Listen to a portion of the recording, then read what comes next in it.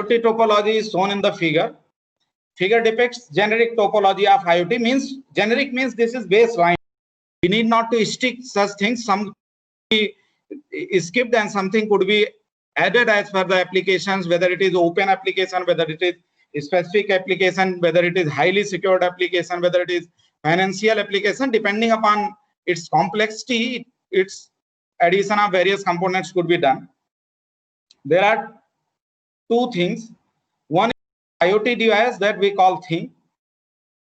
One is IoT device that we call thing. In this, there will be device, sensor hub, other devices connected to this IoT device, and via wireless sensor network, gateways, data storage, and servers. Through internet, it will be connected to other big data or cloud or applications or things that are spread worldwide. So this is basic general IoT topology. And there is one thing specifically involved all these things, that is property of network also. It should be secured and reliable. Unless or until our system is not secured and reliable. Secure means no unwanted threats or any unwanted access or any type of activities could be carried out in that IoT system. And reliability means in that secured system, for whatever purpose this system have been devised, it should be available to users for long time or for expected time. Okay. This was brief introduction of IoT. I'm not going in much detail of IoT because many experts should have discussed IoT, as I was informed by Dr. UP Singh. So I'm coming on data analytics. In data analytics, we can say that it is primarily phase of any machine learning technique application or any AI application, but it is in itself, it is complete in if our requirement is of such type, such as behavioral analysis or predictable analysis or descriptive analysis. If till analysis we are constrained with, then data analytics in itself is a field and application which helps in various commercial domains, business domains, in transportation services, or any application or any aspect that we can think of in our life where data plays a role. The first thing that we should know is data. I expect that all the audience is well versed with data. What is data? Data is fact. Fact about what? Whatever system or application under consideration, facts about that system is called data. System under consideration, the boundaries constrains the systems, and beyond that boundary, whatever is left out in the universe is called environment. But in general applications, we constrain our environment also. Whatever system we are devising or working with, it will be having its environment that we consider for our developmental purposes. So any facts that are involved in those systems are called data, and they are interpreted in various form, in numerical data form, in textual data form, in video data form, audio data form, animation data form, or any other interpretation could be taken, which could be used as data, but it should be a fact. Fact may be contextual, temporal, spatial, or any type of constraint could be correlated with this. Then it comes with big data. What is big data? The only thing with data, it is also a fact, but when data amount, whether it is online data, or streaming or offline data, is much high compared to time and spatial context, then this data is called big data. If we can think at any online shopping websites or transportation data, let our transport system integrated in one state, then data available at a particular second will be very high. Bioinformatics data, and there are various other applications, social media data, online data in various conversations, cyber security data, or any internet surfing data availability, or any open system banking data, if we collect it at a large stage, these all will be called big data. Now, big data is found in many terms. The only thing that is associated with the data generation is at very high speed and at very large amount. Then this type of data will be called big data. And if in a particular way such data is represented for some conclusive outcome, then that is called information. It may be small, it may be integrated, or it may be various data integration to deliver in fruitful information. Then it comes about analytics. Analytics, as we all know, that transformation, collection, acquisition, cleaning, representation, this all is dealt with analytics. And if we talk about data analytics, then doing all these things with available data is called data analytics. Means acquisition of data, cleaning of data, transformation of data, normalization of data, representation of data, inferencing that data to find out some conclusion or to get some help for predictions to conclude some decision making in business or any activity or application. That is called analytics. The data analytics helps in very fruitful way to any organization, whether it is the educational system, whether it is economic system, transport system, health system, agricultural sector, defense sector, or any sector we can talk about in our general life. Then it will help a lot. Where data is available to us in very large amount at a very large pace, if we are having analysis capabilities of those data in very good manner, then it will be fruitful and it will help to optimize the cost effectiveness of those business or those system or those applications if we apply analytics. Analytics are three types: predictive, prescriptive, and descriptive. Predictive are simple analytics depending upon historical data. If we predict something or we predict trends, these are called predictive analytics. Prescriptive analytics, if we prescribe something, what we should do, depending upon these predictive data analytics, decision making process if it is involved, then this type of analytics is called prescriptive analytics. And third one is descriptive analytics, where a large number of analysis, including predictive, perspective, are involved and the data mining is involved, and it gives us the trends, behavioral analysis, or other aspects of our business or application. Then this type of analytics is called descriptive analytics. And this is done for data analytics in various business applications, biometric applications, agricultural applications, health sector, educational policy making, economic policy making, taxation, and all that. Wherever we are getting a large amount of data at a large pace, if the system is more and more complex, then data analytics plays a vital role in effectiveness and cost reduction of a particular system and to optimize the profit. That's why data analytics is involved. In this, primary thing is processing of data, cleaning of data, transformation, modeling, and then representation of those data in such a form so that it is helpful for decision making, for business growth, for economic growth, or for optimality of that system. And whatever we do, that is called data analytics. And this data analytics can directly be used at next level to perform machine learning or making models which can predict future trends, behavior analysis, and all that. This data analytics outcome could be used in that also. Then it comes about why data analytics. Whatever we do for our system, we always want to optimize our system's performance. If we are talking about business, we want to improve our customer satisfaction, say our cost, benefit, profit, our integration, our growth ratio, and all that. If we are using it in transportation system, then to make transportation system cost effective, hazardless, congestion free, and all that. So whatever we are using to optimize or to make effective our system, depending upon the data analysis and trends that we get from the data analysis and history, then the requirement of data analytics is that. Applications, if we talk some area, then it will be not justification. Presently, in any area where large amount of data or any amount of data, complex or simple data is available, data analytics is must. Whatever aspect of life, we think even now in our households also our data analytics is required in some applications.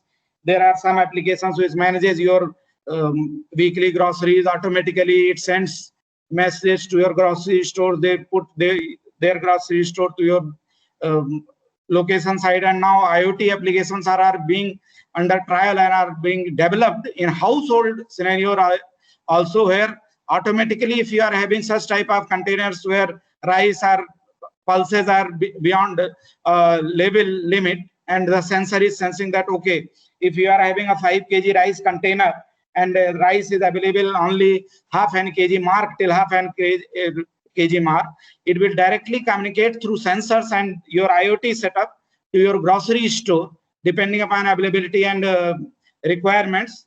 Maybe it will be embedded with your messaging also, and the grocery is delivered to your doorstep without your manual inspection of your kitchen or grocery store and everything. So likewise, applications are being developed. Nowadays, we can't say that, okay, applications are developed only in this field or that field. They are applicable to each and every field that we can think, especially in the fields where online data is available in very large amount and a very high pace. Now, I am coming to machine learning. Then first thing is, we will discuss what is machine learning, learning system model, training, testing, performance, algorithm, machine learning structure, what we are seeking for learning techniques, applications, and then we'll come to the conclusion. Then what is machine learning? First, we should know what is machine learning.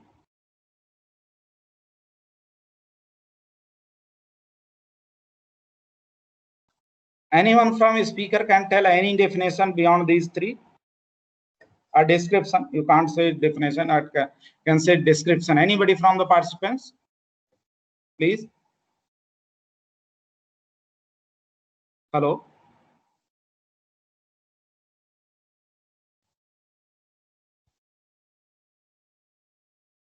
Hello.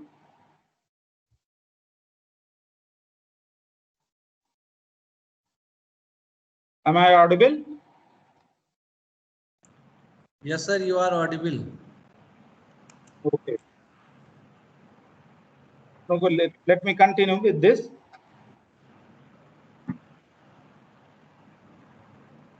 Anybody from audience who can tell any other description of machine learning? Because machine learning. Yes. Many, Yes. I have seen profile of many participants. They are from artificial intelligence. They have specified artificial intelligence and machine learning, but unfortunately, no one is speaking. Yes, sir. I just want to say, Yes, ma'am. okay, that machine learning is something just to make a machine intelligent, right? Yes. To perform some task. Yes, yes. This is very simple and very accurate definition. We want any machine, whether it is hardware machine or software machine or some mathematical model that is working as machine, intelligent like human.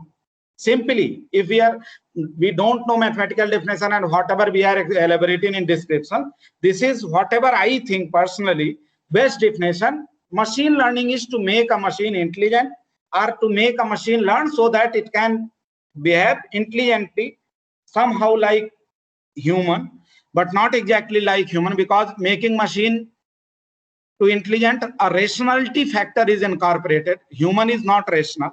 Whatever we call rational, then that is in machine or in technical aspect, this is called right actions.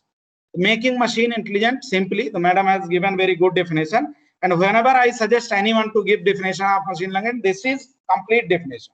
Whatever machine it is, whether it is a hardware machine, whether it is a lathe machine, whether it is a autonomic driver, whether it is a software, whether it is a mathematical model, whether it is any theorem solving software, whatever we are having, if we are anyhow we want to make it intelligent so that it can behave intelligently and act rationally depending upon inputs and environment, then this is called machine learning. Very good. Very appropriate definition. It is a branch of artificial intelligence. This is not very clear. In theories, it is written that it is a branch of artificial intelligence. We can say that most of the parts that we discuss in machine learning are mapped to AI. But AI is broader than this. In machine learning also, now new fields are coming. We can't say that they are absolute AI, but they are part of this. So in general, it is acceptable that machine learning is a subset or co-domain of artificial intelligence. As intelligence requires knowledge, it is necessary for computers to acquire knowledge. But computers are any machine. Here the word that is written computers to acquire knowledge make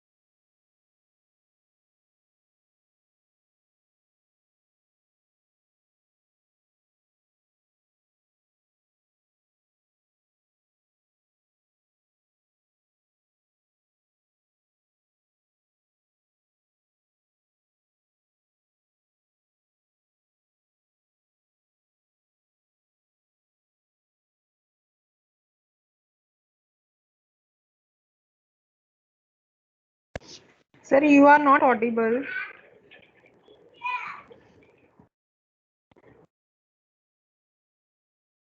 Was muted.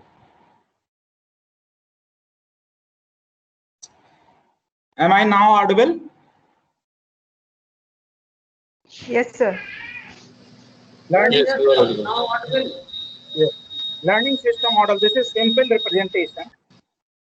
As we discussed in machine learning, any machine, if we say that machine is system, whether it is a hardware machine, whether it is a small machine, whether it is big machine, or in some multiple machines integration, or whether it is a robotic system, whether it is any software system, whether it is any web board, whether it is any module, anything.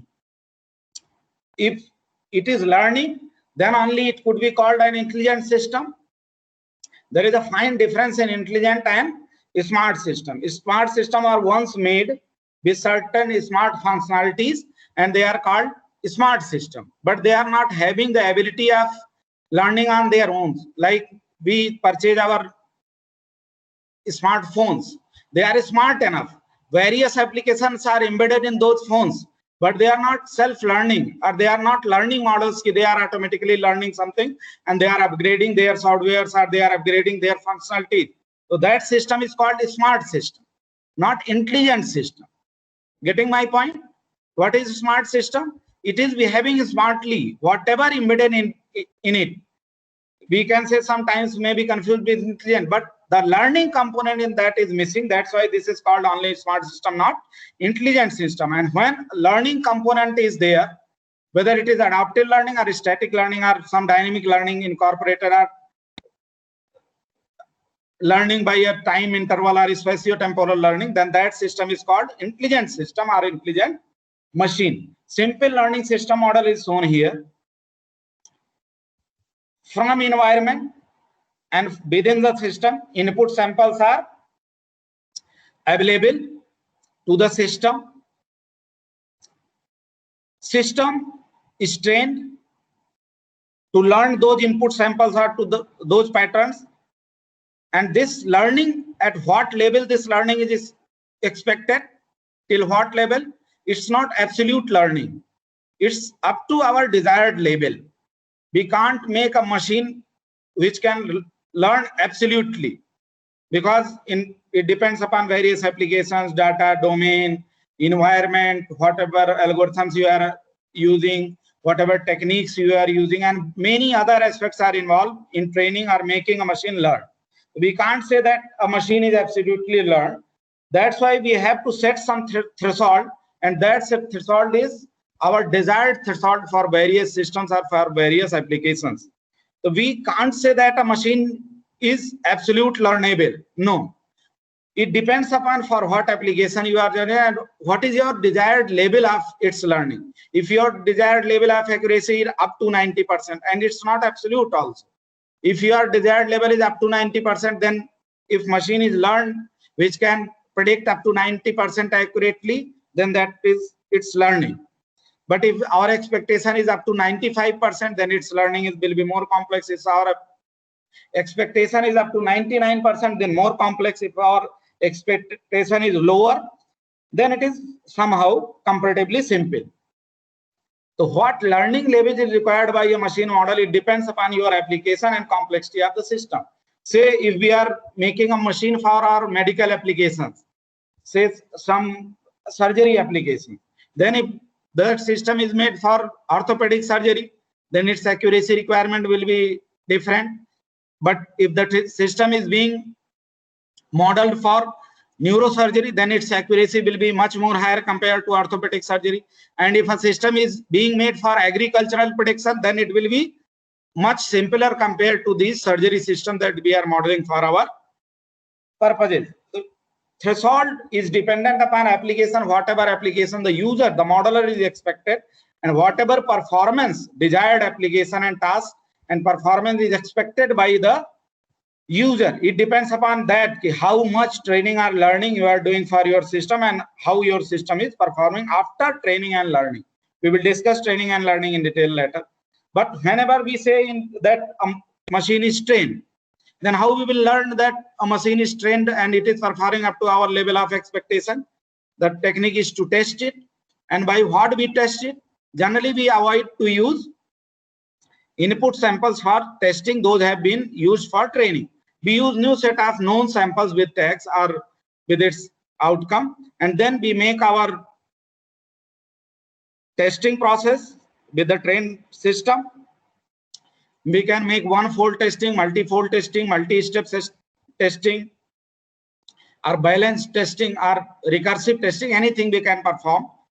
The only thing is that whenever we will say that our machine has learned enough, means it is meeting our current expectation up to desired level. That means if our expectation was up to 80% accurate prediction and our testing is giving that, then we say that our expectation was 80% and machine is said to be learned. But if someone's expectation is 95%, then for that user, this machine will not be said to be learned enough. If a user is there whose expectation is 80% and its testing outcome is 80%, then that user will say, okay, for my desired expectation level and for my desired level, it is learned. But for a user that is expecting in its prediction or outcome level or accuracy level up to 90%, for it not will be said learned. It is required to learn for more steps. It may be that learning can be enhanced by simply adding more data. But if that simply adding data is not working for sufficient learning, then we can opt for alternative algorithms. If it is not working, we can seek for some hybrid approach or multiple applications or some ensemble model. There are various things that we will discuss later if time allows us. This is simple learning model. Again, I am making it as a statement that smart devices, the only thing that is missing within from smart and intelligent devices is that learning system. It is also applicable to humans also. You will see some humans smart, but they will not be said to be intelligent, because intelligent persons are those persons who keep on learning by the systems, by the environment, by the people, by the society, by spatio-temporal manner. If a system is not learning from the system, it will not be said to be intelligent. For a particular instance, it may be called intelligent, but for generalized instance, if any person or machine stops learning, then it will not be said to be intelligent system or adaptive system. Training and testing. Data acquisition phase is there. We acquire data from our application set. If we are not having any observations or those data, we are having simple their features, their characteristics, but we are not having any categorizations or tag labeled with them, then this type of data is called unlabeled data. And if that data is fetched for training purposes from this universal set, the data subset that is fetched for training purpose is called observed data. Why it is called observed data? This is observed data by the machine. When the machine was modeled or being trained or being made to learn from our data sample, these samples have been fetched to the machine. That's why it is said that machine has already observed these data samples and adjusted its parameter to adopt these data samples so that its training parameters could be set in such a manner so that it can match its outcome. Then what are unobserved data set? Those data sets which are not yet fetched or either for training purpose or for testing purpose to the machining model, then this type of data set subset is called unobserved data. So whenever a data sample is fetched first time, any data is unobserved. So during training, whatever data samples we are fetching to the machine after completion of that training cycle, if it is up to our desired level, this sample set will be called observed data sets. And thereafter we perform our testing. So whatever testing sample data sets we use, they should not be used in training. That's why they are called unobserved data set. And later and in some cases we perform our validation process also. Validation is one type of retesting with some other aspects. Those data are also unobserved. And whenever we generalized our machine, generalization means, later I will discuss, whenever we throw our machine to be used for constrained conditions, after generalizations, If new data sample is coming, that will always be unobserved. It will be fetched to the machine, and machine will give us some predictions up to our expected level, whatever desired level we have set for our learning data. Training is the process of making the system able to learn. In this process, Sir. yes, sir. Sir, the slides are not getting changed actually. It is just static now. We are able to see the screen machine learning only. Okay. Nobody told me. Sir, it would be better if you stop sharing, then again share it. Okay.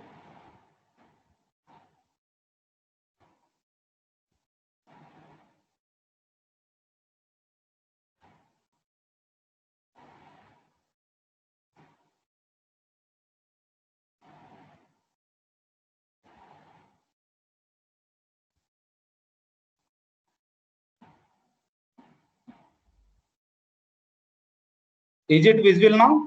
Yes, sir. It is visible now. Yeah. Okay.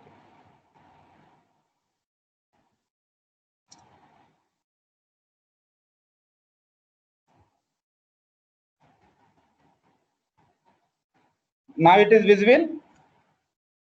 Yes, sir, it is visible. Yes, sir. Yes. Training and testing, these are two major processes of making any machine intelligent. Training is the process of making system able to learn. And it is not necessary whatever ideal process or methods are devised in literature, theory, or whatever persons like us are telling to you, those has to be strictly followed. The only phenomena is with acceptable conditions and mathematical facts. If you are making a machine learn, which is able to perform up to expectations of any particular application, then this type of process is called training. It is not necessary that mathematical model that we have ideally studied, that there should be a set of samples in Excel sheet. It should be presented to the mathematical model that initially we have developed. It should be computed in single step or at multiple steps. Then we get outcome. Then we correct that outcome by various learning methods. Then we keep on recursively doing this process for various data samples. When our data, until our data sample for training set is available, then the system is said to be learned. Any other technique you can devise on your own, but it should be factual, means facts should be there. The methodology should be acceptable and recreatable. That means randomly you created some model, you are not mathematically formulating it, somehow machine learned it, but again you are not able to design such model. This will not be of any use. So be clear in machine learning. That's why it is very creative field. In some literature, it is said that artificial intelligence and machine learning is art also. It's not that painting art, but art in the sense, it is not necessary that whatever theoretical methodology we have been taught with, we have to adopt only that. It is, if you are having sample of 1000 samples for training, it is necessary that you go with all the 1000 samples in one go. No. You can use first 100 samples to train, then you can perform test, then you can again train your machine with next 200 samples. Then if it is acceptable level is reached, you can halt there. Any adaptive methodology or any alterations, valid alterations you can perform. Remember it always.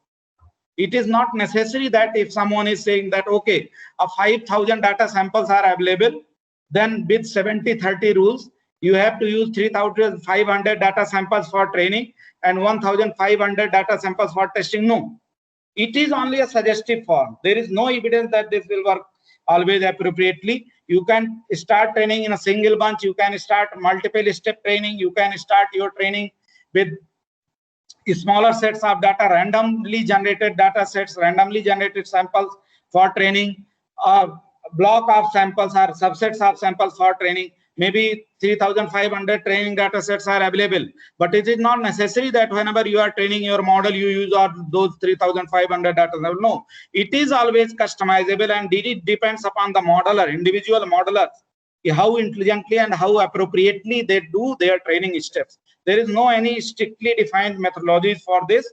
So if whenever you are doing your research or adapting anything, various things could be done at data level itself. 3500 data level, index from 1 to 500, 1 to 5000 in our Excel sheet. Then what we do, generally take sample 1, sample 2, sample 3 for training and so on. We can adopt random method, because going by 1, 2, 3 and so on always doesn't suffice. If you use your data sample randomly, maybe your performance is going to be better. If you use diversified data samples, means data samples from each domain, then your machine is learns in diversified manner rather than assessing data from one by one. If you are going to define your data in such a way so that if you are having 5000 samples, they are coming from various sources or single sources, then from diversified value points it should be selected. That means let some feature can have values from 1 to 100, and we have to select 100 samples. Then we should choose those 100 samples in such a way so that uniformly or somehow in uniform or equal distribution, data samples are having values from 1 to 100 from almost all the intervals. It should not be like that. That's one feature can have value from 1 to 100. We are taking 100 data samples and all the data samples are having values for that feature from 80 to 100, and there is no data sample from 1 to 80. This also affects our learning. There are various aspects for learning that we can adapt. Adaptively we can do it if we are doing any valid process for data splitting, for preparation of data, for preparing training sample, for preparing testing sample, then that is a valid approach, very good approach, and it always helps to make your machine diversified and generalized in learning concept. So make your ability whenever you are modeling some system, you are training some neural network, you are training some decision tree or anything, rather than simply picking that data from Excel sheet wherever you are getting. First, write down all the features domain, the values then that those features contain. And if you are taking limited number of samples for training or testing, so always apply such techniques so that samples could be selected in such a way so that nearly from all the intervals you are getting data. Say I am saying that a feature is there which is taking value from 1 to 100, then you can decide your interval that okay, I will take it in 10 intervals from 1 to 10, 10 to 20, 20 to 30, 30 to 40 and so on. Then you should apply such techniques for your data preparation so that if you are taking 100 samples, so those 100 samples should come from all these 10 intervals. Maybe numbers in some interval it is little bit high and in some interval it is little bit low, but your data should come from all the samples, all the intervals, not only one feature that is taking from value from 1 to 100. If some feature is there that is taking 5 values, say high, low, medium, very low, very high, then your 100 data samples should come from all these 5 labels. Maybe some label is having more data, maybe some label. Yes. Excuse me, sir. Sir, the slides are not moving. Are you? Yes. We are on the training and Yes, testing we are. slide. I am holding this slide because that is not included in that slide. Okay, I am holding this slide. Training something with diagram. No. I am not telling about that thing. I was saying that whenever you all will be knowing, whoever are well versed in machine learning, whoever are not well versed, that in machine learning first we decide for what purpose we have to make an intelligent model or make an intelligent machine so that it can learn. First we decide that, then we decide what inputs will come from our system, that we decide what features we should take, what features we can acquire for data acquisition and all that. Then we do training and then we get outcome. We keep on doing this training recursively, but we don't focus much on data preparation, and we focus on taking only various algorithms. In some applications we try neural networks and various alternatives of neural networks. We go for decision tree. In clustering, sometimes we go for SVM, sometimes we go for a statistical model, probabilistic model and all that. But before exploring the modalities or algorithms or models that we can use and parameters, we should focus on data preparations also.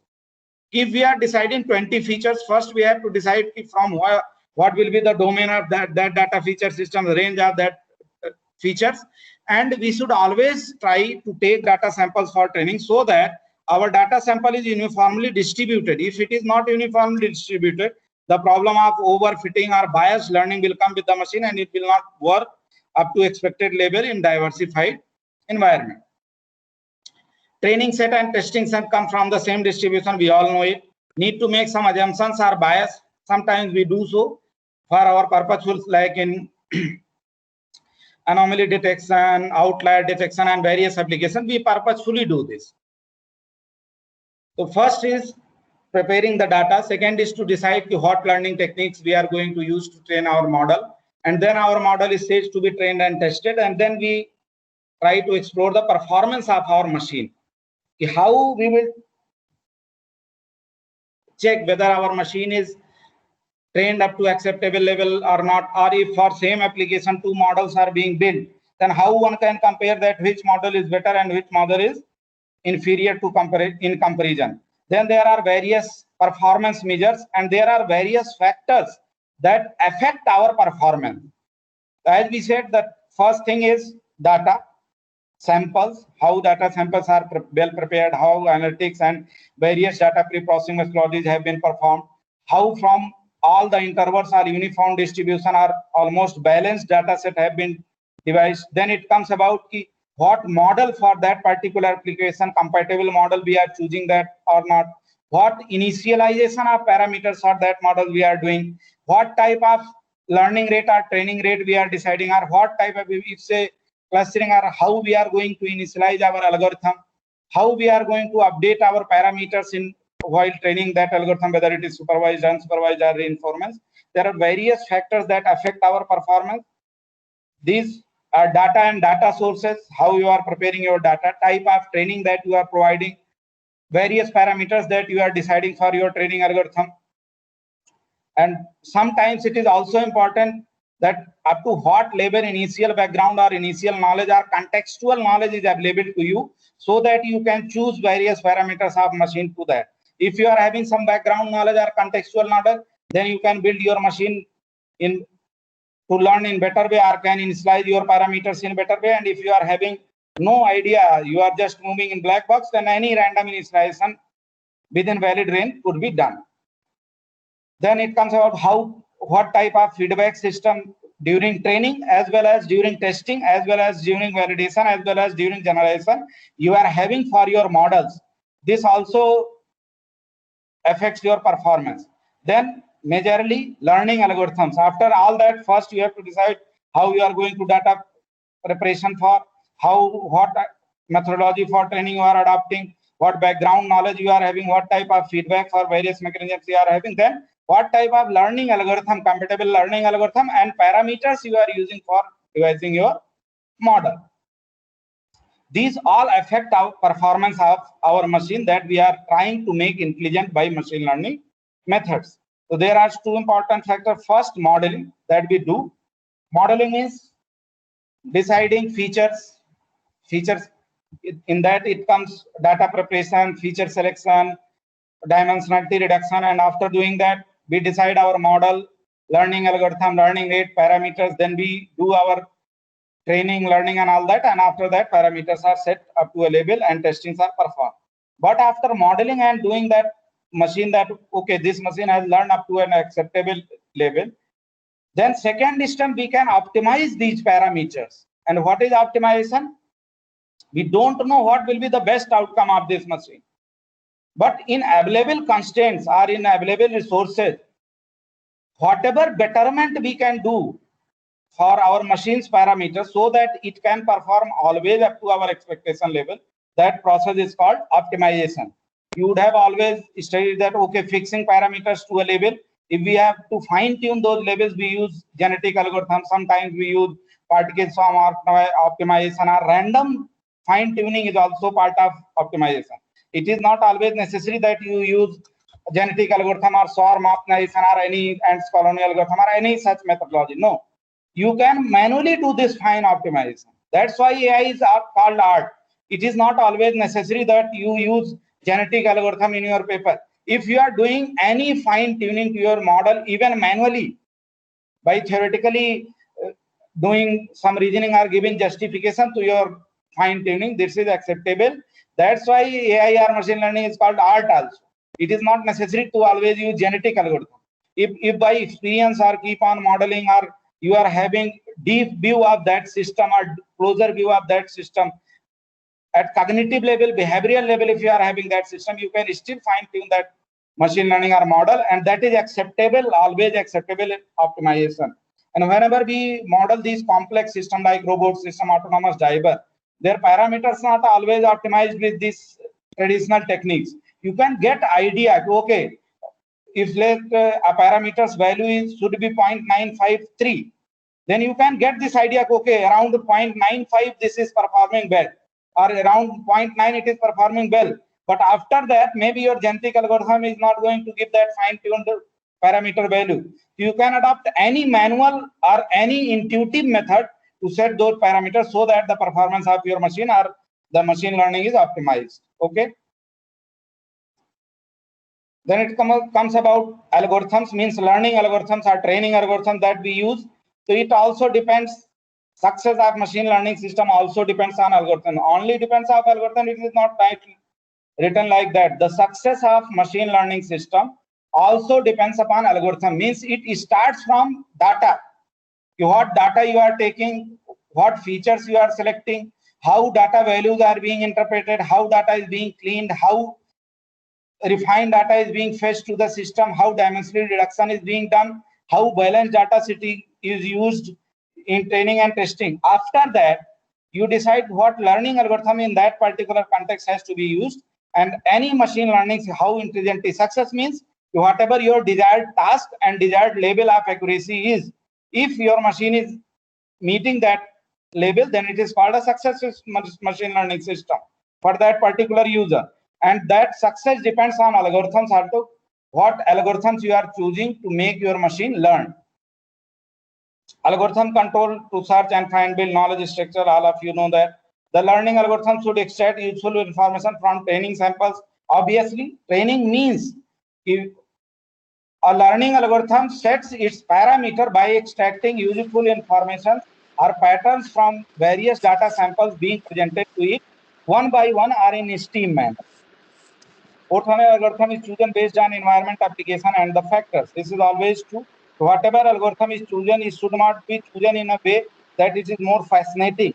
Sometimes, for a very good applications, we go for, if you will talk anyone here, they will talk about deep learning, they will talk about artificial neural networks, some will build some ensemble models, and no. In my view, whenever you are starting modeling any machine learning model for any application, one should start with simplest model available with which is compatible. You should not go by the fascinating terms. If in many applications your very old statistical techniques could perform much better, because you all would be knowing that statistical machine learning techniques, especially classifier decision tree classifiers, are very efficient in timely efficient, because they simply generates rule, and if any sample is being presented to it, simple if then else rule will be validated, and for whatever rules the validity is coming out, it will predict its label. Its time complexity is very helpful to us, very low. That's why in many applications it is required. Say if you are using transport system, maybe you are using some artificial neural network for handling that transportation system or traffic management system of a large area, then maybe your artificial neural network is going to give better accuracy than that statistical machine learning method.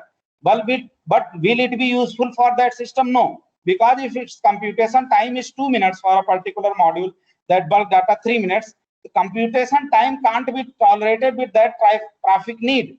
It should be computed in lesser time, even if the accuracy is not 100%, not 90%. Even if the predictive accuracy up to our expectation level is 85%, in a traffic management it is acceptable, because their time limitation is prime. Timely performance of our model is prime. That's why one should go for such an algorithms or model which are favorable to that environment, traffic environment. We should not go, because artificial neural network or deep learning will take all parameters in consideration. and maybe some parameters are missing in traffic management system, then statistical methods, decision tree methods, and they perform much better compared to those methods. Whenever you are going, our general mentality, even my mentality was when I was doing research, कि we should not use those traditional methods, statistical method. ये तो बहुत old method है, अगर हम इसको use करेंगे तो सर क्या बोलेंगे, और पेपर में जाएगा तो उतना वेट नहीं आएगा. जनरली हमारी ये मेंटालिटी होती है. अक्सर मैंने अपने स्टूडेंट्स को भी देखा कि एप्लीकेशंस में आजकल जैसे डीप लर्निंग चल रहा है, तो everybody will go explore idea of deep learning. No, it's not like that. You explore all the methodologies that are available for your application, which one is best suitable, whether this application have been previously proposed or not for this application. CR decision tree methods would have been applicable for various methods, but for whatever problem you have identified, whether for that it has been used, whether some hybrid or ensemble technology or this methodology have been used or not, first you explore that. If it has been used, then what modification you can do for that. If it is not used, you do use it and check for accuracy and its time performance, because for that system it will be more suitable. So don't be led by fascinating words. Okay, deep learning is there. Whatsoever problem you have identified, sometimes students, teachers, faculty members, we all identify very good problems, but we keep on running for that deep learning algorithm. Okay, nowadays deep learning, everybody is talking about LSTM, RNN. If we use these techniques in our paper, it will give weight to this. It's not always going to happen. First, you thoroughly study your problem. As written in last line, algorithm is chosen based on environment, application, and other factors. So study your environment, study your application and other factors, then thoroughly decide, depending upon need, whether accuracy is prime requirement, whether timeliness is prime requirement, whether missing data will be there or not in that system. If more missing data will be there, which algorithm will work. All these things are required, and then you decide your methodology judiciously, not by intuition. Okay, many people are using deep learning, LSTM, RNN these times. So if I will be using CRT method or C5 method or any decision tree algorithm or some traditional HMM model, it will not work. No, it's not like that. You thoroughly decide, give your justification. Okay, your application is designed or model is designed to work in this environment, and for this application, prime requirement is time is also primary requirement, and accuracy up to this level required. That's why we are using for this model, because other more accurate models can't handle this situation, or other less accurate model can't give us that timeliness. We all should focus on these aspects, whether we are doing simple applications, whether we are doing some complex applications.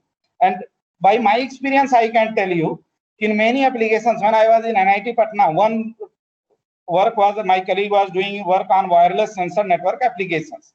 Some predictions they were doing. I was having tea with that faculty member, and just I saw that paper, her MTech scholar was discussing, and I said, madam, what are you doing here?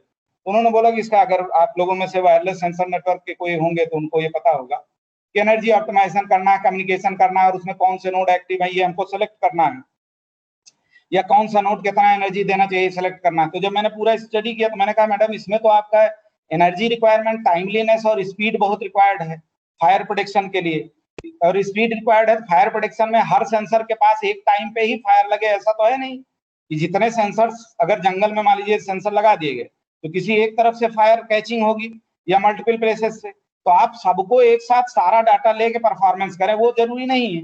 अगर हम limited performance भी करें, missing data भी आएगा तो करें. तो इसमें हम अगर स्टैटिस्टिकल मेथड, डिसीजन ट्री लगाएं तो बेटर परफॉर्म करेगा. तो कमेंट आएगा, अच्छा करके देखते हैं. तो रिसर्च में तो यही है कि ओके लेट्स डू. हम लोगों ने किया और बहुत अच्छा परफॉर्मेंस आया. Means it was really appreciated, and the paper was published, that MTech scholar published that paper in LCI journal, very good journal. So sometimes it happens we go by fascinating things. Okay, 50 research scholars, 20 faculty are working in machine learning. They are using nowadays only deep learning, RNN, neural network, this and that. So I should also go by that. Decision tree methods will not work, or random forest will not work, or simple intuitive methods will not work. No, it's not like that. Necessarily you have to decide your methodology based on three things: environment, application, factors, and your desired label. Always it should be like that. Now, most of you people, if you are not new, will be learning these methodologies: supervised learning, unsupervised learning, semi-supervised learning, and reinforcement learning. These are categorization of learning algorithms. Supervised learning,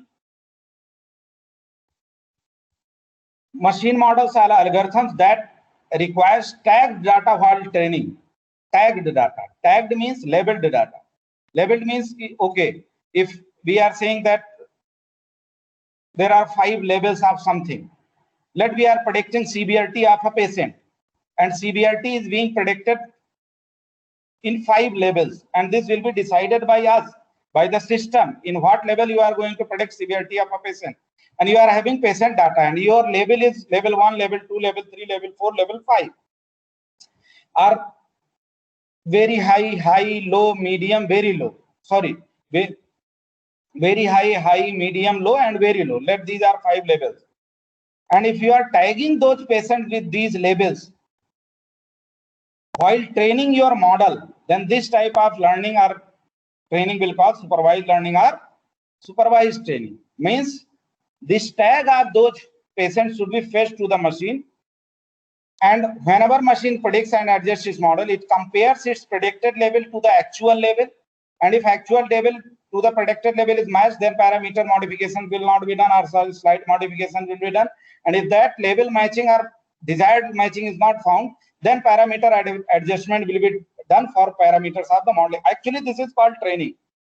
Adjusting whenever a sample is presented to the model in supervised learning, it goes through computations from that model, whatever initialization of that parameter have been done. Then it predicts its label, and then predicted label that we call output of that machine at particular level, and desired level. Desired level say we fetch some. Hello. मैं यार ये list दे रहा हूँ, आप एक बार, अरे मैंने कहा मैं नहीं कर रहा हूँ ग्रुप में, अरे बोले कर दीजिए, नहीं तो पानी के लिए परेशान होंगे सब लोग। मैंने कहा आपको क्या इंटरेस्ट है, जाए पक्ष हो रहे हैं तो क्या, अरे नहीं बोले सब कॉलोनी के बाहर जा रहे हैं, कॉलोनी बदनाम हो रही है। मैंने वैसे ही बदनाम है, बोले एक बार लिख दीजिए, मेरी अशफाक से बात हुई है कि जो टिक लगाया है, जिन्होंने नहीं लगाया है वो पैसा देने के लिए एग्री हो तो चालू करवा देते हैं। हमने काम नहीं कर मान मनोवत के, तब मैंने अच्छी लिख देता हूँ, लेकिन सब यही सोचेंगे कि हम वो बिल्डर के चट्टे बट्टे, उसने बोला होगा। काइंडली अनम्यूट योरसेल्फ, बोलने वालों को audience please, one of you talking. मैंने कहा मेरे को मत बोलिए, तो ग्रुप में लिखिए एग्रीड है तो some audience is talking, please mute your audio. Yes, some audience please, वो घर नहीं है, you are talking। बोले अच्छा मैं बात करता हूँ, वहाँ बात करूँ। तो अभी तो उसके बाद तो किसी का कॉल नहीं है, ना किसी ने एग्री किया। हेलो,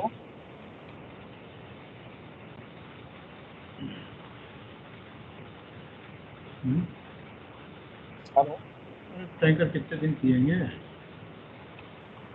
भाई, maintenance. am I audible now? Yes sir, you audible and you may please continue, we will manage। Sure। Yes sir।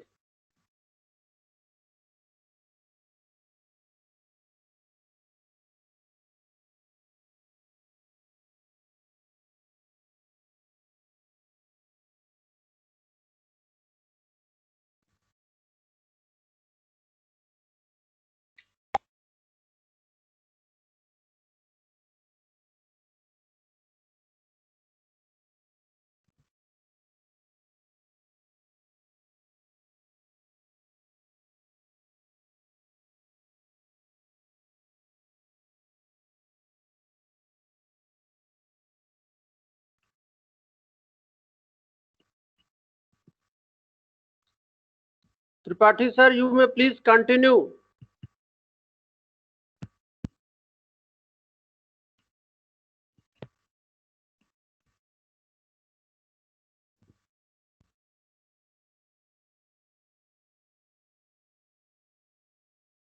Tripathi sir, are you able to hear us? You have muted yourself।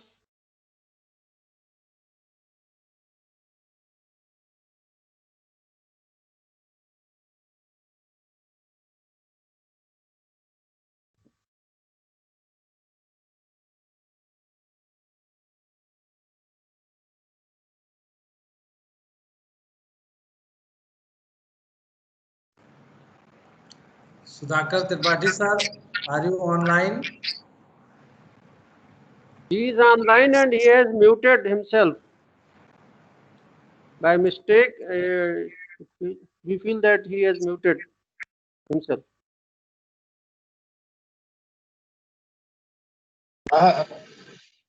UP Singh sir, it's better to call him through mobile phone. Yeah, we can call him mobile phone. Okay, I am trying.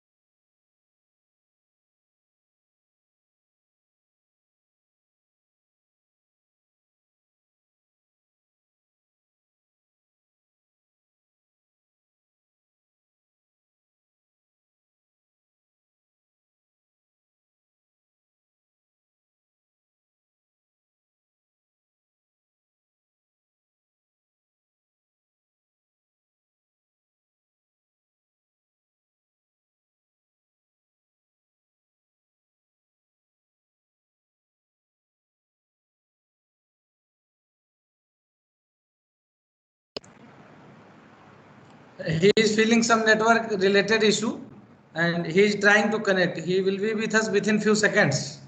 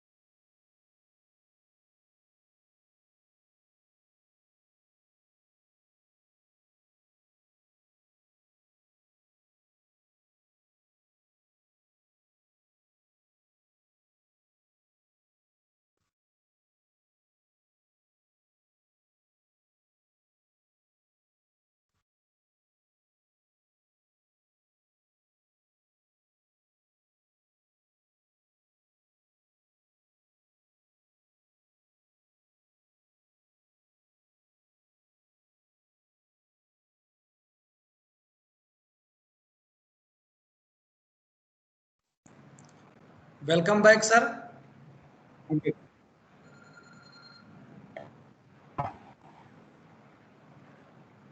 Welcome back, sir. You are again visible to us. Thank you, sir. Thank you. And participants are waiting very keenly. Thank you, sir. Sorry, some network problem came in college network. That's why I connected. I understand, sir. My audio is visible to all of you. Sorry, Yes, audio. you are Am audible. I audible? I'm Yes, switching sir. up Yes, my. sir. Okay, okay. I was talking about supervised learning. In supervised learning, say sometimes one confusion always be made clear. Having a label data means in Excel sheet we are having some samples, say feature 1, feature 2, and that output label is given to us. But until we are not using this given label in our training, supervised learning. Be careful about this. And we are not using that label data. Label data then it will not be supervised learning, it will be still unsupervised learning or some enforcement type learning. If that data, labeled data is being used in training or learning of the algorithm, then only it will be said supervised learning. Say, we are presenting some sample. Initially, we are presenting some sample, means features of that sample is being presented to our machine, that learning algorithm. So some parameters we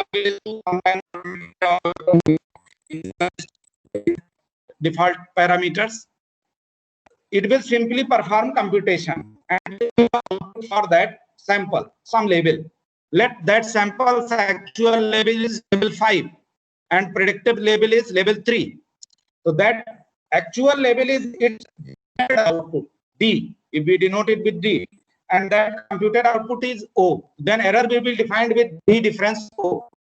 Unless or until this D difference O directly or indirectly is not being used in parameter updation of algorithm or learning algorithm, it will not be a supervised learning.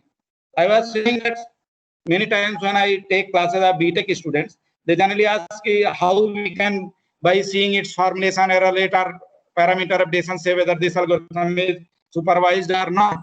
I say them, you always have to search for directly or indirectly. If desired output is part of that mathematical formulation that is being computed, then only the algorithm will be supervised algorithm. Otherwise, it will not be supervised algorithm. Then what are algorithms that are supervised? Classification algorithms are supervised. Regression algorithms are supervised. Prediction algorithms are supervised. Hello. Hello.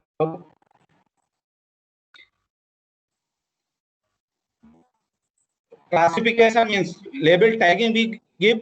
Let from 1 to 10 we are defining these labels: level 1, level 2, level 3, level 4, up to level 10. This is called classification. But if exact prediction is being presented, that means from 1 to 10 all values that any samples can take in output, then that is called real values. Then this type of classification, specific classification, is called regression. Hello. Hello.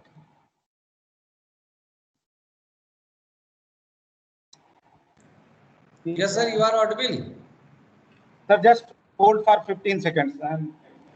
Okay, sir. Okay.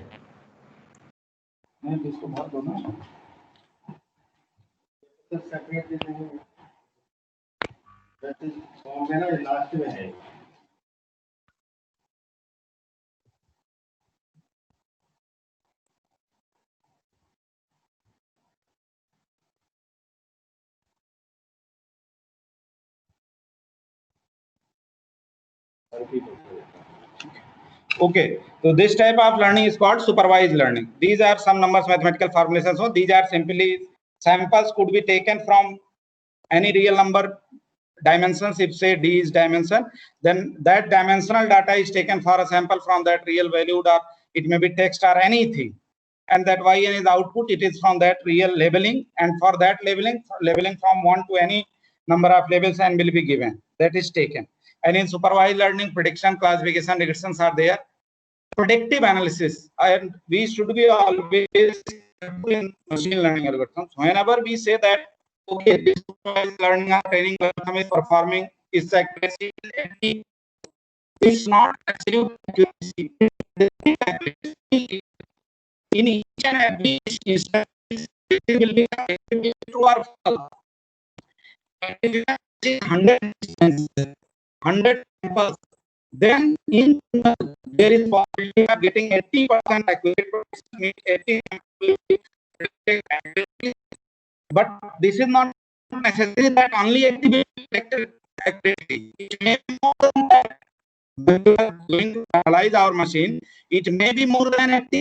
In 100 samples, sometimes 90 predictions are accurate, sometimes 70 predictions are accurate. That's why whatever training and testing we say, absolutely should say. Sir, your voice is echoing.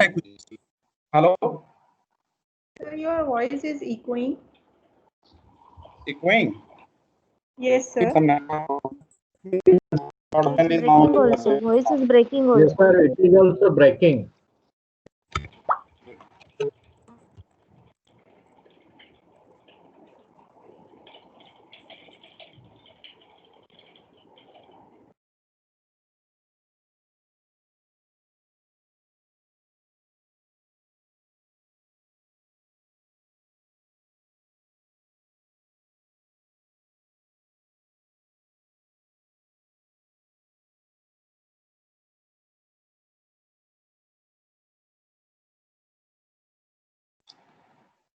Is it now okay?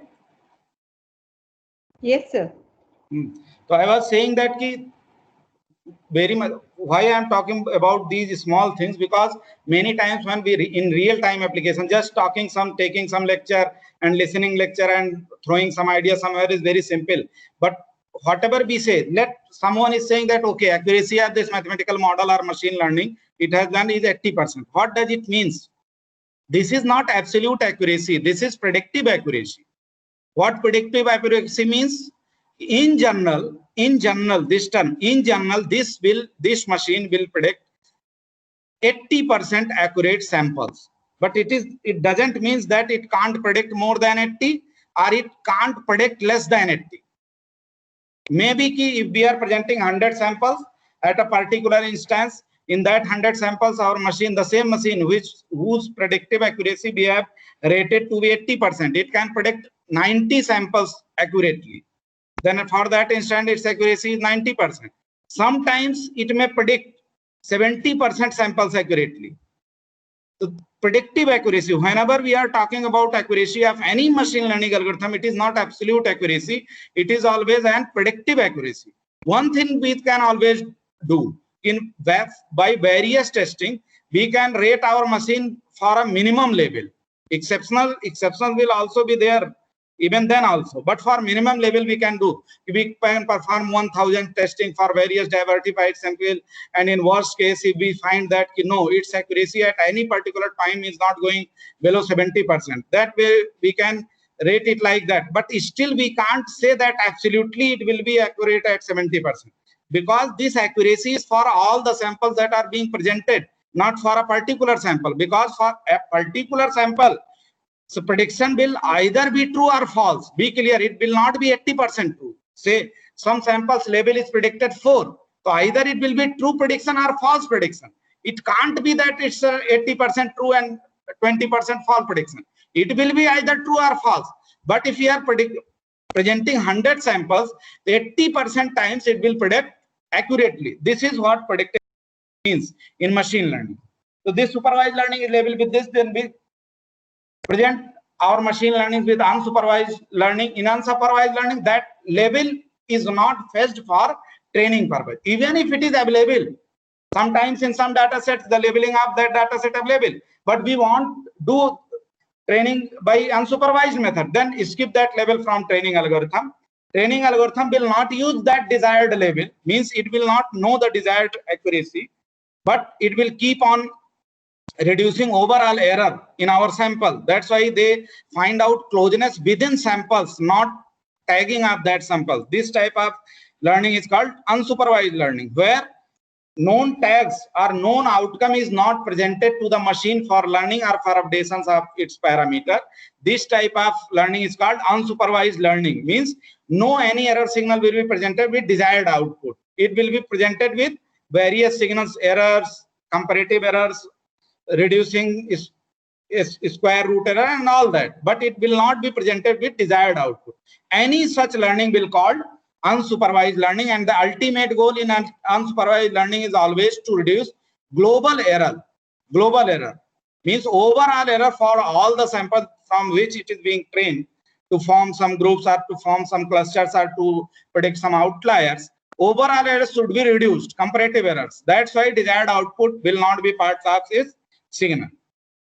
Then it's come about semi-supervised learning. Semi-supervised learning, if somehow you find out, you predict its label by some intuitive method, and then you use that data for learning, then this type of training is called semi-supervised learning. Again, I am reiterating it. If you are not having labeled data, somehow you do its intuitive labeling, whether by first step you cluster it, then actual cluster number you assign it as a label, and then you use this sample for training purposes. Then this type of intuitive or simulated training sets labeled data, if it is used for training purposes or learning purposes, then this type of training is called semi-supervised learning. If we have some intuitive verification methodologies in some applications, this semi-supervised learning works very good, especially in gene clustering and other applications. Sometimes semi-supervised learning works in a very better manner to find out some initial predictions. Then comes about reinforcement learning. In reinforcement learning, still we don't fetch any desired label. Desired label or desired output will not be part mathematically, directly or indirectly, any updation. But here, one thing is always there. It will be told always to the machine whether its output is accurate or not, or accept.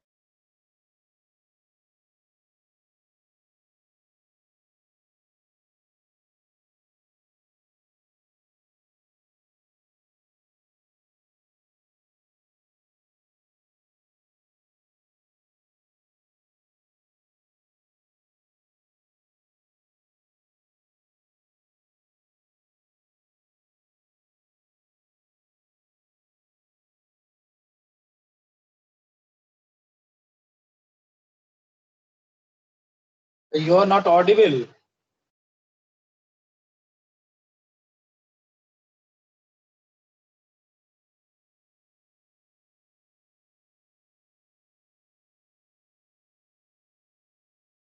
No audio.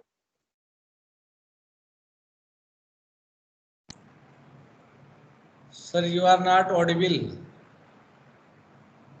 Sudhakar Tripathi, sir, you are not audible. Can you listen to us?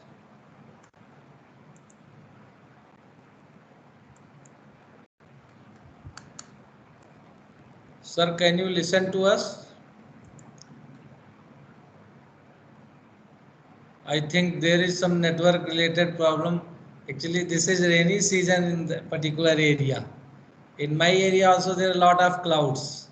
So most of us are using mobiles hotspot for Wi-Fi, for internet, and internet is the major problem in Internet of Things. Let us wait for a while. He will be surely with us in few moments.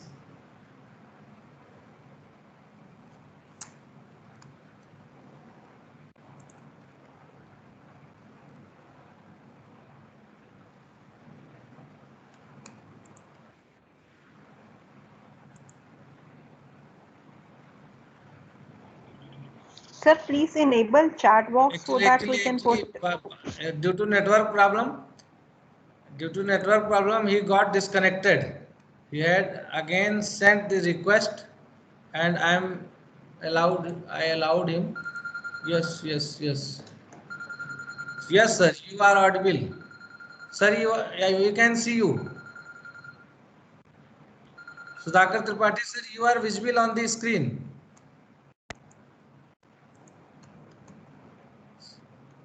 Sir, can you listen to us? You are visible on the screen.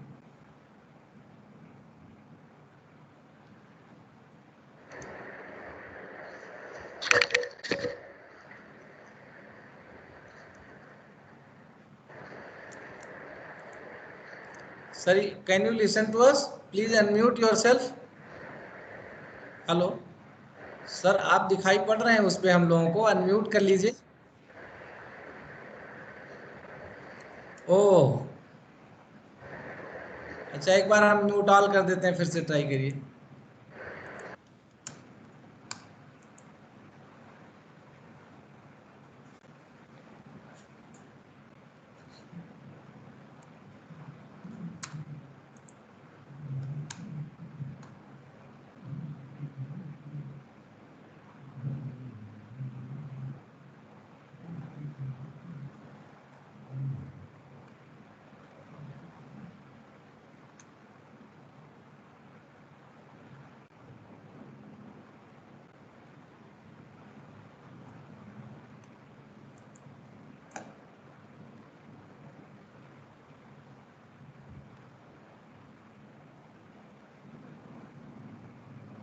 Sir, if problem persists, you can quit again and join. Sir, please quit and rejoin.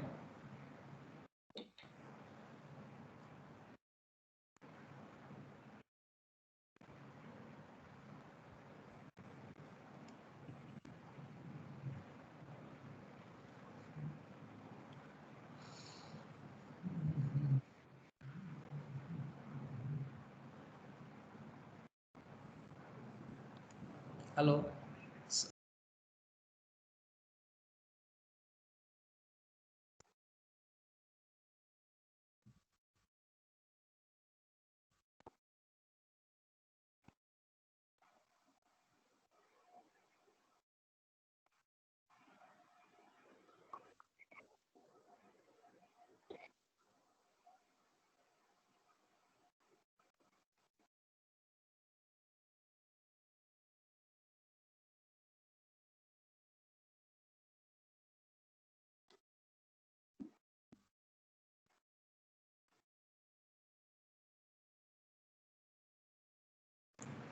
Sir is facing some, our expert is facing some network related issue. So I have suggested him to quit and rejoin us again. So I request you all to bear with me, and he is trying to connect and deliver his content again. Sherin, Mary, and Drew, sir, do you want to say something? You unmuted yourself.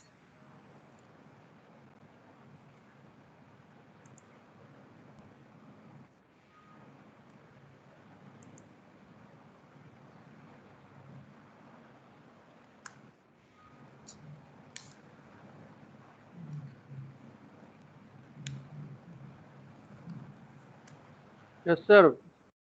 Am I audible now? Yes, yes. Audible and PPT is visible now. Okay. Sorry, again some problem came.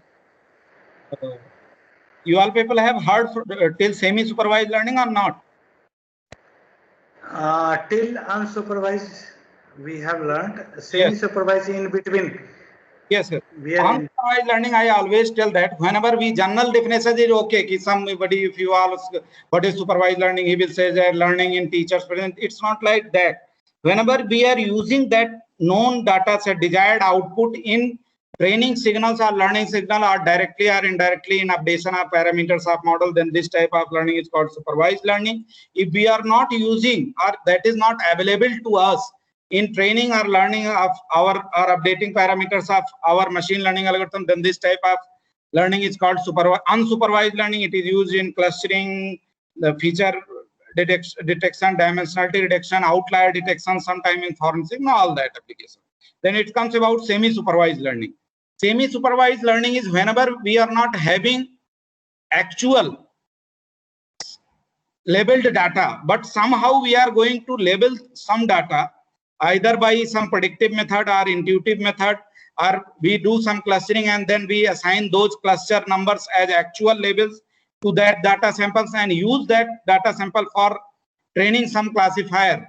Then this type of methodology is called semi-supervised learning. Means whenever preparing our training data set, we are not actually known with actual labels, but somehow we are going to label that data and we are going to use that manually, intuitively, or simulatedly tagged data for our training purposes. Then this type of learning is called semi-supervised learning. In many applications, we do it for intuitive predictions. Say we are having very large number of genes, that those has to be grouped in 8 groups or in 8 labels. It has to be classified. We are not having any actual label, so we perform clustering on say 5,000 samples of genes, and we optimize those samples in 8 clusters, and we are not having 5,000 genes. Some genes are clustered with cluster number 1, some genes are clustered in cluster number 2, and so on. And if we use these clustered data as labeled data, means whatever genes are in cluster 1, we are labeling them as label 1 or class 1. Whatever genes are in there in cluster 2, we are labeling them class 2, and so on. And if we using this labeled data, intuitively or mathematically labeled data, which is not factual label, which is provided to us for supervised training of any machine learning algorithm, then this type of learning is called semi-supervised learning. Then comes about reinforcement learning. Be clear about reinforcement learning. If you ask anybody definition of reinforcement learning, something will be told and you can't deny that. But remember, reinforcement learning is when we reinforce our machine to learn again for same sample, then this is called reinforcement learning. How it is done?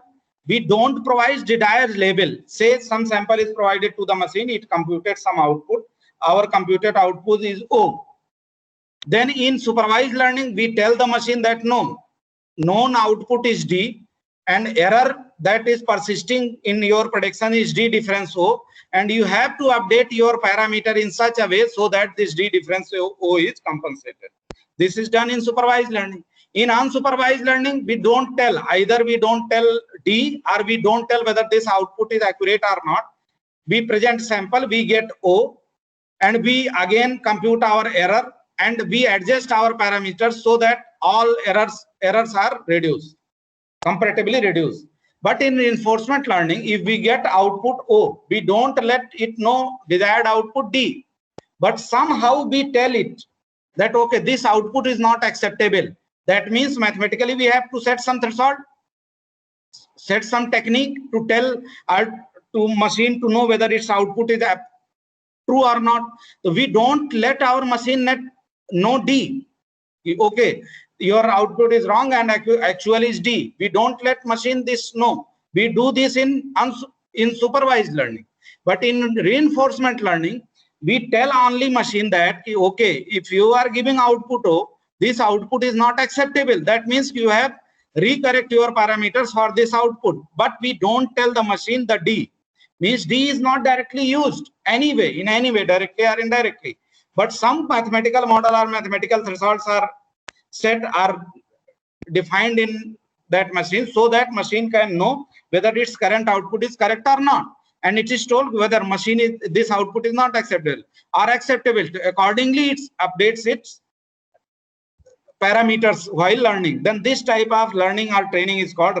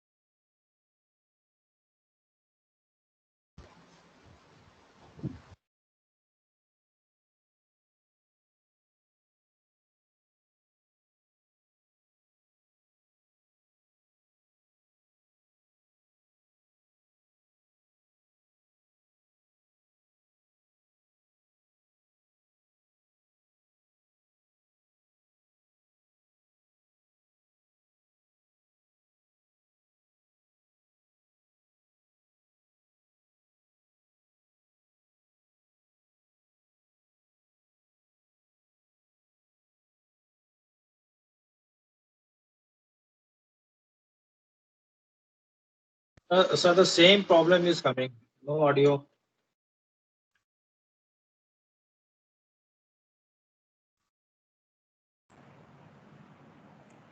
I think again there is some internet related problem, and sir told me that due to rainy season in his region, internet is very poor today. UP sir. Hello. UP sir. Ji sir, ji sir. Yes sir.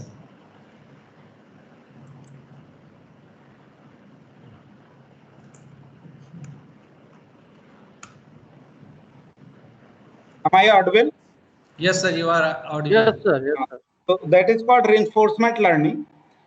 And likewise, we have to proceed. So I request all the participants that whenever you are studying machine learning or anything, don't go by vague definitions, because whenever we go for implementing, actually finding some problem, start with the small algorithms. Start interpreting each and everything.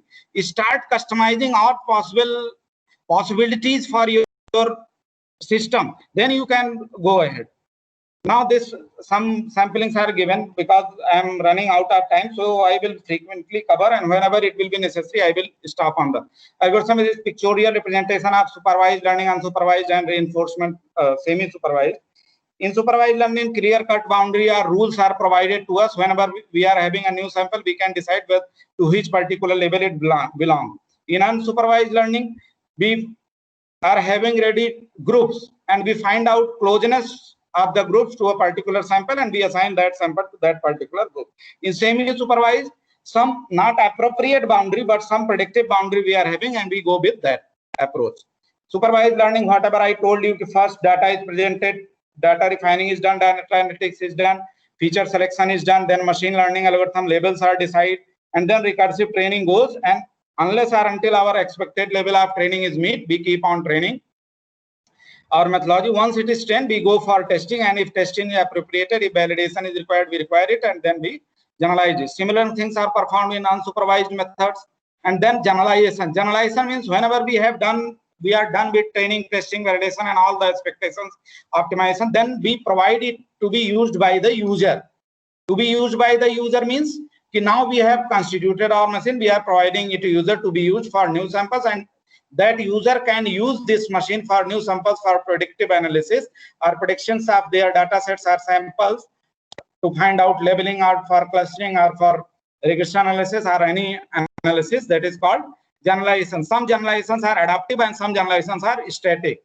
If we are providing adaptive generalizations, then the system will keep on adaptively learning by the time.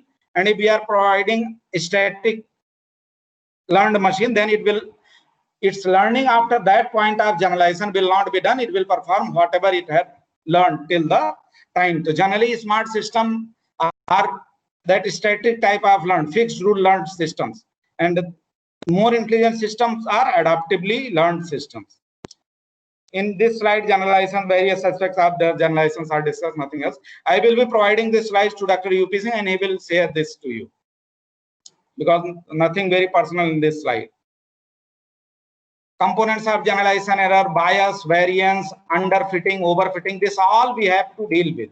Means it should not be, model should not be biased. In training it has given very much accuracy, but in testing it is giving lower accuracy, or for a particular data sample it is performing well, but for diversified data sample it is not performing well. This type of aspects are handled while generalizing. Then that is called validation. Also before generalization we do validation for all these generalization error factors, and if these are met, then we do it. Bias, variance, trade-off, this is explained in this. Our data or training should not be biased for a particular training size, data sample, or particular data domain. These all should be dealt in. That's why in more general way our training can be performed. Learning techniques, they are defined. It's not very much important. Linear classifier, parametric, non-parametric, aggregative, artificial neural network. One thing that I forget to write it down, deep neural network. But these all things are available in these slides. Clustering, regression, small representation, model evaluation, validation, testing, what type of testing. This classifier confusion matrix is given in this. Can I extend for 10 minutes, Dr. UP Singh?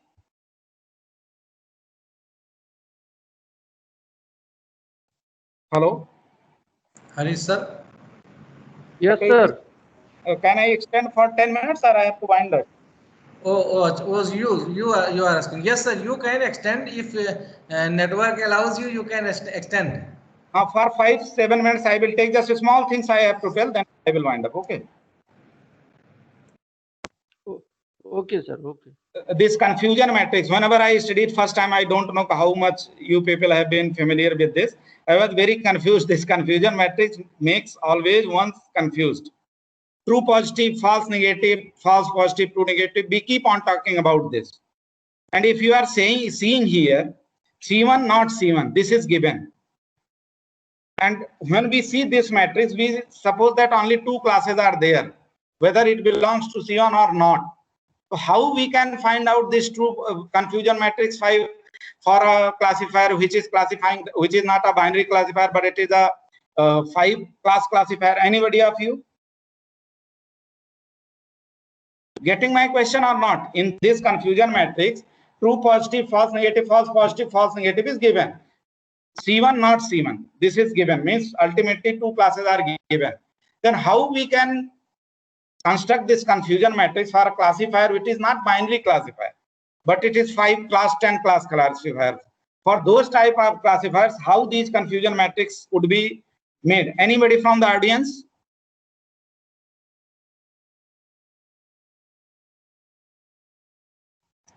Am I audible?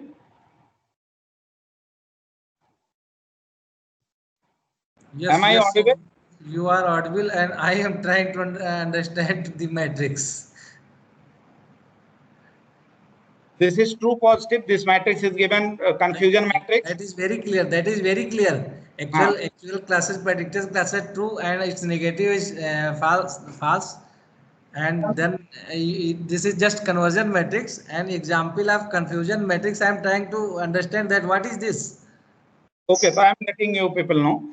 This confusion matrix is very interesting. Actually, this confusion matrix is made like this, but it is for any number of classes that a machine is classifying, whether it is 2-class classifier, 3, 4, 5, and so on. This is done. This confusion matrix is prepared in 2 ways. First thing is that you are seeing in C1 in column. That means those samples who are predicted to their actual class. Those samples who are predicted to their actual class means if sample actually belongs to C1, then it is actually predicted to C1.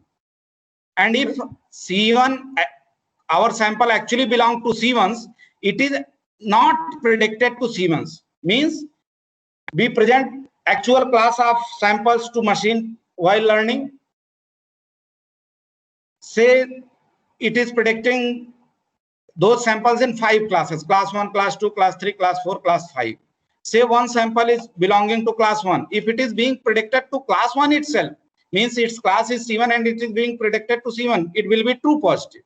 If it is class 2 and it is being predicted to class 2, then it will be counted in true positive. Means those samples which are predicted to their actual classes, they will come to true positive, that is C1. And all other samples. Can I interrupt, sir? Can I interrupt? Yes, yes. Actually, you are correlating you are imposing the confusion matrix in the example. C1, C1, C1, not C1, this type. Yes, yes. Every 6954 is C1, C1, true positive, true positive. No, true positive and false negative. C1 in row wise C1 means what is 6954? What is 6954? Yes, is it C1, C1 or C1, not C1? Yeah. It is those samples which were predicted in their actual class. Okay, means C1, C1. C1, but C1 is not 1 only. If class 1 was predicted to class 1, then it will come to C1. If class 2 was predicted to class 2, it will also come to C1. Is class actually not C1, not C1, not C1 is also in 6954. No, not C1, not C1. No. C1 is 6954. Not C1 is 46. I am letting you in the next discussion. Not C1 is 46. Means in this total samples, this 694 are predicted to their actual class numbers. Okay. Even if classes are more than 2.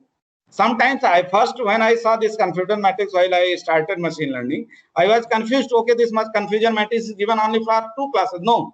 If for any number of classes is given, C1 represents if we are presenting our machine actual class. This one is actual class that is being presented to machine. Yes.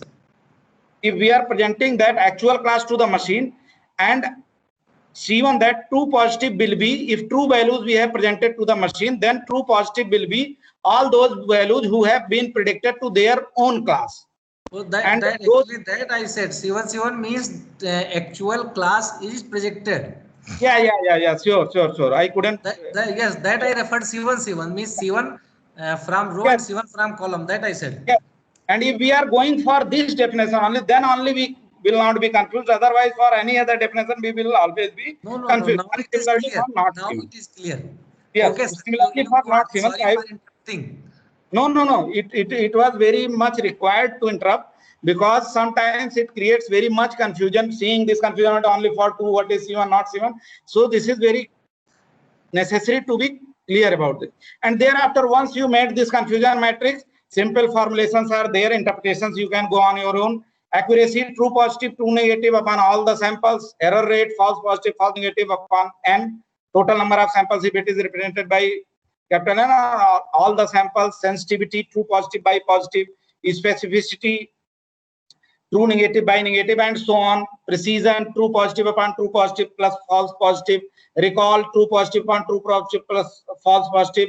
F major or F1 score and F beta. These all things can be computed for formulation. Due to time limitation, I am not able to interpret all these parameters. They are having various interpretation in which condition we have to measure precision, in which condition we can have to measure recall, specificity, sensitivity. In general, we are required to analyze not only accuracy and error rate, along with that sensitivity, specificity. Sensitivity means for a small change of input, how sensitive your model is, that whether it will capture those changes and it will perform accordingly to that or not. That means if sensitivity of a model is high, that means if a small changes, its sample will come, it will perform in that changed environment. If sensitivity is low, for small changes, it will not alter its outcome. Specificity, specific things, negative things are, whenever its alteration will be done, it will perform accordingly. All these precision, if for minor error, how much error will its output result in, and all these things are interpreted like that. One can go in theoretical aspects for that. Validation, all things are given. Bootstrapping for optimization and all that methods for classifier accuracy, model selection, ROC. Then I'm coming to, in 5 minutes, I will conclude. Applications, although I have written some applications of this machine learning and data analytics, you can find no field present day where data analytics or machine learning can't be applied. It's not about writing only face detection, object detection, image segmentation, multimedia, economical, agriculture, transportation, medical. The last thing that I have written, that is universally true. Any application which could be modeled, any application which could be modeled for, there we can apply data analytics or machine learning or AI techniques. No application, whatever you can write and you can model, से कि हम कुछ सोच रहे हैं उसको model कर पाएंगे कि नहीं कर पाएंगे, तो कॉग्निटिव चीजों को उतना आसान नहीं मॉडल करना, इसलिए अभी हम उसको मशीन लर्निंग से नहीं हैंडल कर सकते। लेकिन जिस दिन हम उसको मॉडल कर सकते हैं, तो then we can apply our machine learning और data modelling.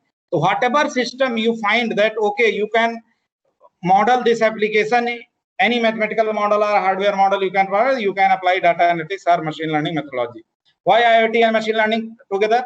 Because once infrastructure is available, sensors are available, embedded in the system, they are connected to internet. Unless or until you are not applying this, availability of data will be there, online availability of real-time availability of data will be there, and they will be very huge, very big data analytics. Various nodes, server, machineries, systems connected to that will be requiring various type of prediction decision making.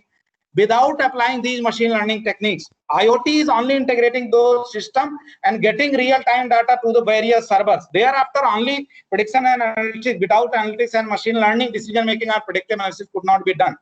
That's why machine learning without IoT, without machine learning or computations or data analytics is of no use, but simply having real-time data and seeing it.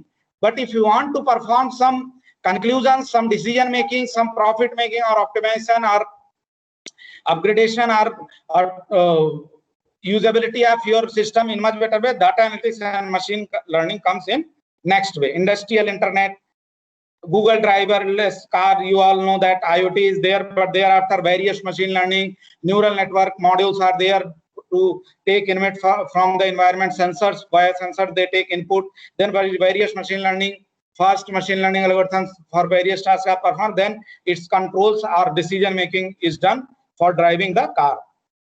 Living and health, as I have discussed previously, then in living rule also you can, now kitchen can be done IoT enabled, your house can be done IoT enabled, everything is you can do IoT enabled, and it is being now commercialized. And unless or until a technology is not being commercialized, its popularization is not there. That's why you will be seeing that many IoT applications, machine learning courses are being thrown by very big companies, Adobe, IBM itself, Microsoft, is everybody is working for AI domain and all that, because they are seeing the commercialization of these things. One day will come that we will be having an IoT smart kitchen, we are having modular kitchens are having, but now modular kitchens are outdated. That now IoT enabled modular kitchens will be required. In your same rack, a sensor will be there that will let you know what type of items are there.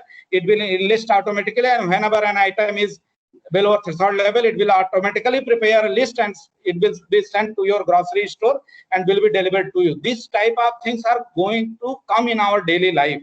Mobile routing, energy resources, every aspect we can go for that. Thank you from my side. Due to lack of time, I couldn't discuss much more detail of things. One thing I forgot, one question to all the audience. We have studied the supervised learning, unsupervised learning, semi-supervised, unsupervised, and reinforcement learning.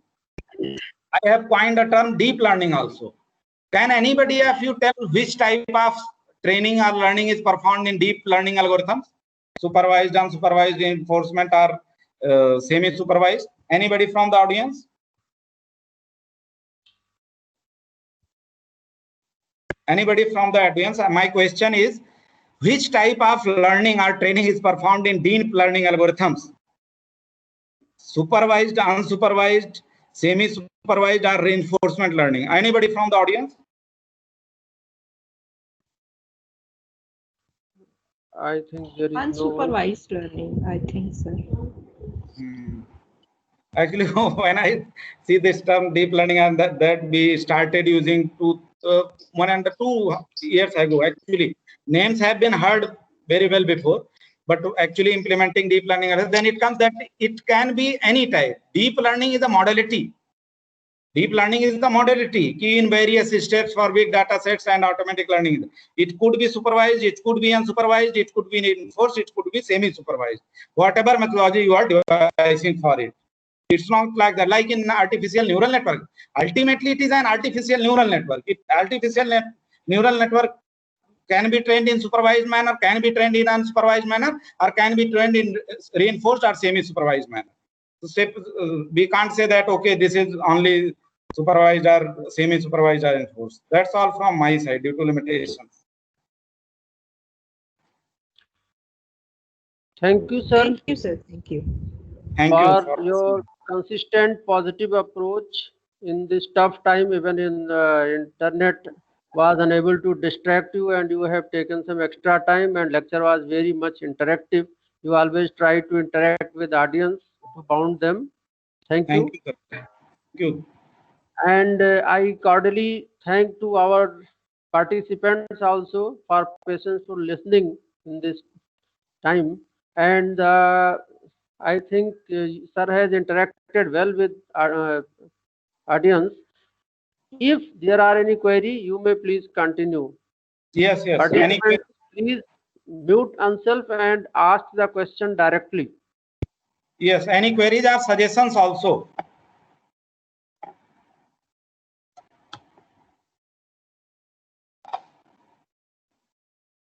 I find there is no any query in chat box.